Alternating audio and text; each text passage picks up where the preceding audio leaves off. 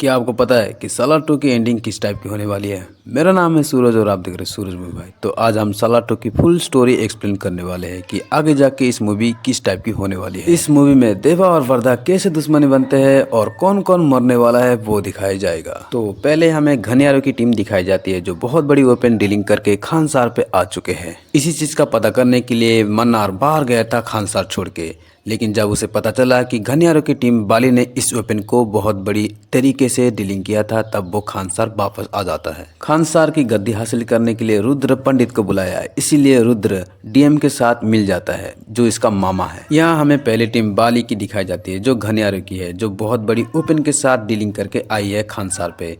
और दूसरी ओर डीएम रुद्र और पंडित। यहाँ पे रुद्र पंडित और डीएम मिलके मन्नार आर्मी से लड़ने लगते हैं और उसी लड़ाई में शामिल हो जाता है हमारा बाली जो घनियारों की टीम से है। उस लड़ाई में बाली डीएम को खत्म कर देता है और रुद्र की आधी आर्मी को खत्म कर देता है, लेकिन वहाँ पे पंडित रहता है और रुद्र रहते हैं। और यहाँ पे रुद्र बाली को मार के अपने मामा का बदला पूरा करता है। रुद्र और पंडित की वायलेंस की वजह से बाली की आर्मी रुद्र की ओर हो जाती है। दूसरी ओर हमें भैरवा टीम जो सोरियांगा है वो मन्नार आर्मी से लड़ते हुए दिखाया जाएगा। जब भैरवा मन्नार को मारने ही वाला होता है तब देवा उसे रोक लेता है, क्योंकि देवा ने वादा किया था वर्दा से कि वो गद्दी उसे देने वाला है। और यहाँ पे भैरवा बोलता है कि देवा के पापा की मौत कैसे हुई थी, कैसे धोखाधड़ी करके मन्नार ने उसे खत्म किया था, लेकिन फिर भी वादे की वजह से देवा शांत रह जाता है। यहाँ पे देवा भैरवा से बोलता है तुम मन्नार को मार सकते हो लेकिन गद्दी जला नहीं सकते, तुमने गद्दी जलाई तो मुझसे लड़ना होगा।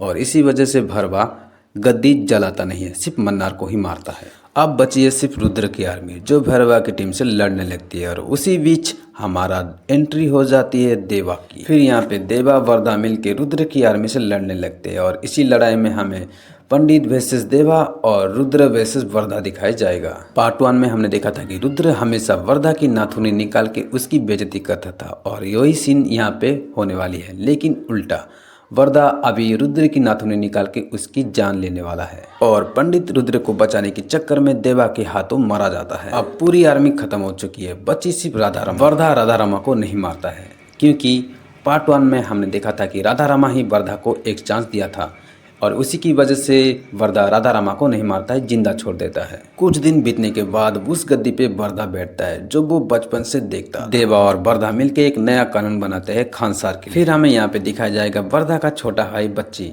जो किसी वजह से देवा के हाथों मारा जाता है। मे भी पॉसिबल हो सकता है कि देवा की माँ को मारने गया हो या फिर भैरवा को मारने गया हो, इसी वजह से उसे रोकने के लिए देवा आ जाता है और उसी बीच बच्ची की मौत हो जाती है। जब ये बात वर्दा को पता चलती है तो वो देवा को बहुत ही गुस्से में ढूंढने लगता है और उसे और उसकी माँ को ख़त्म करने के बारे में सोचता है, क्योंकि मूवी में हमें दिखाया गया कि वर्दा सिर्फ एक ही इंसान से सबसे ज़्यादा प्यार करता है और वो है उसका छोटा भाई बच्ची। लेकिन वर्दा अपनी दोस्ती की वजह से और देवा की माँ को अपना माँ मानता था, इसी वजह से देवा को माफ़ करके खानसार से बाहर निकाल देता है। या शायद ये भी हो सकता है कि वर्दा को पता चलने के बाद श्रुति हासन के पापा देवा को खानसार से निकालने की मदद करते हैं और उसी की वजह से श्रुति हासन के पापा को देवा एक प्रॉमिस करता है कि जब भी मदद की जरूरत पड़े वो करेगा। फिर इसी बात का फायदा उठा के राधारामा श्रुति हासन के पापा को किडनैप करके श्रुति हासन को मारने की सोचती है। राधारामा जानती है कि देवा वादे का पक्का है और इसी वजह से श्रुति हासन को किडनैप करके उस सील गाड़ी में बैठा देती है और वो वादे की वजह से देवा उस गाड़ी को रोक लेता है। परफेक्ट प्लान बनाया है उसने। फिर उसके बाद सबको पता है सील गाड़ी रोकने का अंजाम मौत है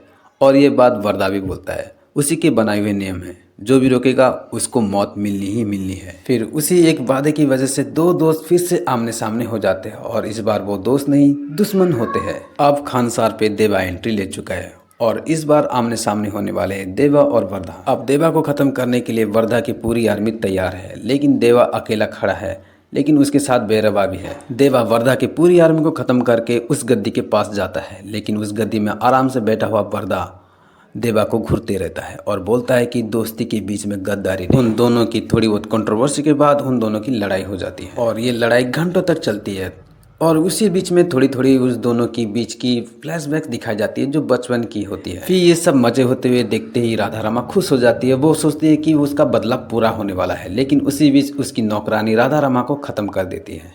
ये बड़ी इंटरेस्टिंग बात होने वाली है। राधा रमा को उसकी नौकरानी मारते ही वो सोचती है कि उसकी पोजीशन उसके हाथ होने वाली है, लेकिन वो गलत थी। फिर उसी नौकरानी की भी मौत हो जाती है इस मूवी में और सीन शिफ्ट होता है देवा और वर्धा के बीच। लेकिन उन दोनों की लड़ाई के बीच में हमें ये पता चलता है कि वर्धा को मारने के लिए उसी की एक मेंबर भी शामिल होते हैं और वर्धा को वो लोग मारने आते हैं। इसी वजह से देवा गुस्सा होकर उन सारे लोगों को खत्म कर देता है और देवा और वर्धा के बीच में फिर से दोस्ती हो जाती है और देवा को रियलाइज होता है कि उसने बहुत बड़ी गलती की थी।